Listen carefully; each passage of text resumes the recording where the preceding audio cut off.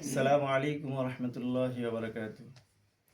দূরে এবং কাছের, দেশের এবং বিদেশের যে সমস্ত বন্ধুরা আমার এই ভিডিওটা দেখতেছেন, আপনাদের সকলকে অসংখ্য অগণিত মোবারকবাদ এবং ধন্যবাদ।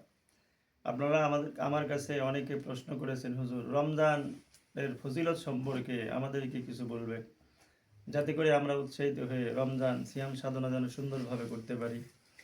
এজন্য আমি আপনাদের খেদমতে কিছু হাদিস, কিছু ফজিলতের, রমজানের ফজিলতের হাদিস আমি আপনাদের সামনে পেশ করতেছি। বুখারী শরীফ হাদিস নাম্বার 1863। হুজুর সাল্লাল্লাহু আলাইহি সাল্লাম বলেন, মান সামা রমাযানা ঈমানান ওয়া ইহতিসাবান গুফিরা লাহু মা তাকাদ্দামা মিন যামবি। আল্লাহ রাসূল সাল্লাল্লাহু আলাইহি ওয়াসাল্লাম বলেন, যে কোনো মুসলমান ঈমান অবস্থায় সওয়াবের নিয়তে যদি রমজান মাসের রোজা রাখে, গুফিরা লাহু মা তাকাদ্দামা মিন যামবি, আল্লাহর রাসূল সাল্লাল্লাহু আলাইহি ওয়াসাল্লাম বলেন, রোজা রাখার কারণে আল্লাহ পাক রব্বুল আলামিন তার বিগত জীবনের সমস্ত গুনাহ খাতা মাফ করে দিবেন। এরপরে আল্লাহ রাসূল সাল্লাল্লাহু আলাইহি ওয়াসাল্লাম বলেন, ওমান কামা লাইলাতুল কদরি ঈমানান ওয়া ইহতিসাবান গুফিরা লাহু মা তাকাদ্দামা মিন যামবি। যে ব্যক্তি রমজান মাসে ঈমান অবস্থায় আল্লাহ তাআলাকে খুশি করার জন্য সহিহ নিয়তে তারাবির নামাজগুলো সুন্দরভাবে আদায় করবে, তো আল্লাহর রাসূল বলেন আল্লাহ তাআলা তার বিগত জীবনের সব গুনাহ খাতা মাফ করে দিবে। সুবহানাল্লাহ, কত বড় ফজিলত। এবং আল্লাহ রাসূল সাল্লাল্লাহু আলাইহি ওয়াসাল্লাম বলেন, ওমান কামা লাইলাতুল কদরি ঈমানান ওয়া ইহতিসাবান গুফিরা লাহু মা তাকাদ্দামা মিন যামবি। রমজান মাসে লাইলাতুল কদর নামে একটা রাত্রি আছে।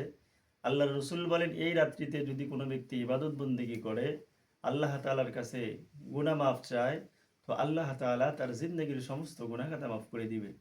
তো এই হাদিস দ্বারা আল্লাহর রাসূল আমাদেরকে তিনটা সুসংবাদ প্রদান করছে, যে 1 নম্বর, রোজা রাখলে জীবনের সব গুনাহ মাফ করে দিবে। 2 নম্বর, তারাবির নামাজ যদি আমরা সুন্দরভাবে আদায় করতে পারি, তাহলে তারাবির নামাজের উসিলায় আল্লাহ তাআলা সব গুনাহ মাফ করে দিবেন।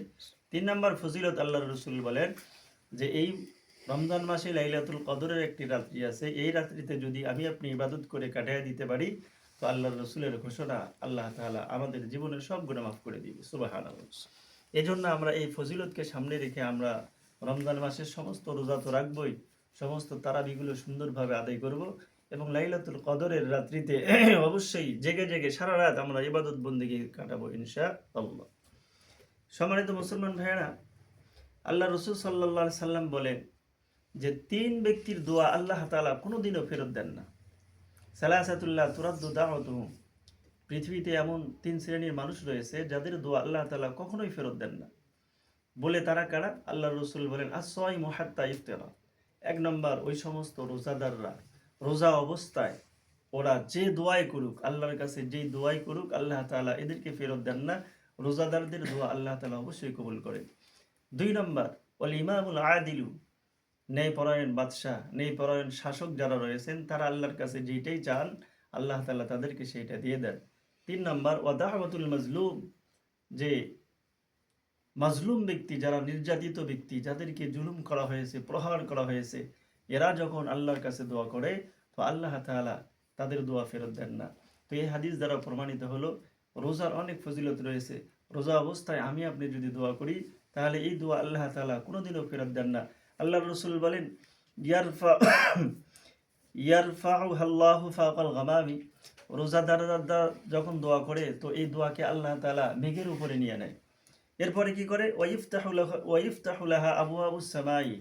আল্লাহ তাআলা এই রোজাদারদের দোয়ার জন্য, দোয়াটা যেন আল্লাহর কাছে সরাসরি পৌঁছতে পারে, এজন্য আসমানের দরজা তাদের জন্য খুলে দেওয়া হয়। এরপরে আল্লাহ তাআলা ডাক দিয়ে বলেন, ওয়ায়াকুলু রাব্বি ওয়া ইজ্জাতি লাআনসুরান্নাকা ওয়ালাউ বা'দা হিন।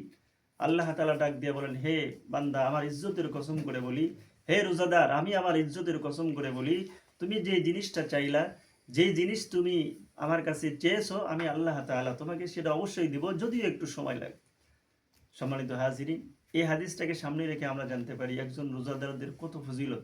তাদের দোয়া আল্লাহ তাআলা কোনোদিনই ফেরত দেন না। আল্লাহ রাসূল সাল্লাল্লাহু আলাইহি ওয়াসাল্লাম, এক হাদিসের মধ্যে আসছে, জিবরাইল আমিন আলাইহিস সালাতু ওয়াস সালাম 3টা বদদোয়া করেছিলেন, আর আল্লাহ রাসূল সাল্লাল্লাহু আলাইহি ওয়াসাল্লাম সেখানে আমিন বলেছিলেন।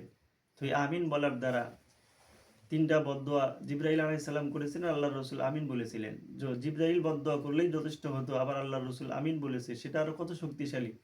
এই তিনটা বদদোয়ায় কারা কারা এই তিনটা বদদোয়ার মধ্যে শামিল আছে আমরা একটু জানতে চাই।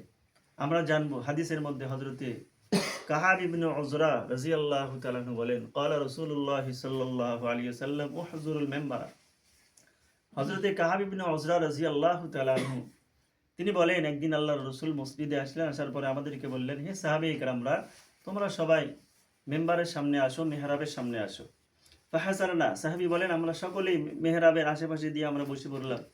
ফালাম্মা ইরতাকা দারজাতান, সাহাবী বলেন আল্লাহর রাসূল সাল্লাল্লাহু আলাইহি ওয়াসাল্লাম যখন মেহরাবে উঠলেন, মেম্বারে উঠলেন, প্রথম সিঁড়িতে যখন পা দিলেন, ক্বালা আমিন, আল্লাহর রাসূল সাল্লাল্লাহু আলাইহি ওয়াসাল্লাম আমিন বললেন। ফালাম্মা ইরতাকা দারজাতাস সানিয়াতা, যখন দ্বিতীয় সিঁড়িতে পা রাখলেন, ক্বালা আমিন, আবার আমিন বললেন। ফালাম্মা ইরতাকা দারজাতাস সালিসাতা ক্বালা আমিন, তৃতীয় সিঁড়িতে পা দিলেন, তখনও বললেন আমিন।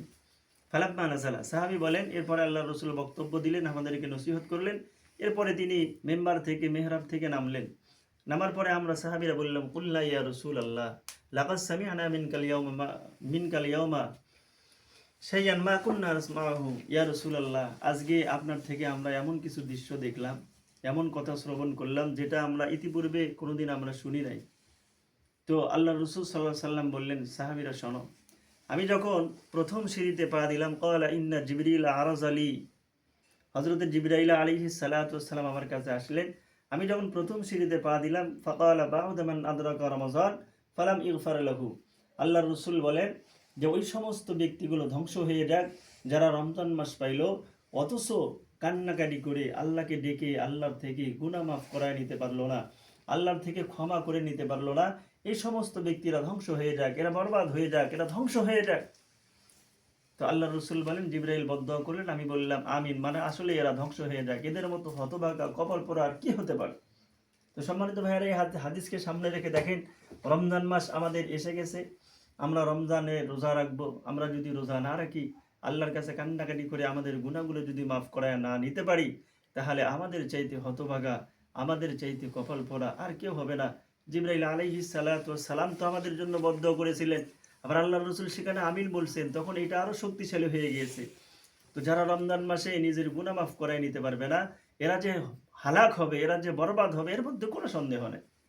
আল্লাহর রাসূল বলেন, ফালাম্মা ইরতাকা দারজাতাস সানিয়াতা, যখন আমি দ্বিতীয় সিঁড়িতে পা রাখলাম, হযরত জিবরাইল আলাইহিস সালাম বললেন, ক্বালা বা'দা মান যুকিরতু ইনদাহু ফালাম ইসাল্লি আলাইকা, ওই সমস্ত ব্যক্তিরা ধ্বংস হোক যাদের সামনে আপনার নাম উচ্চারণ করা হয় অথচ তারা আপনার উপরে দরুদ শরীফ পাঠ করে না। আল্লাহর রাসূল বলেন, আমি বললাম কুলতু আমিন, আমি বললাম হ্যাঁ, আল্লাহ তাআলা কবুল করুক।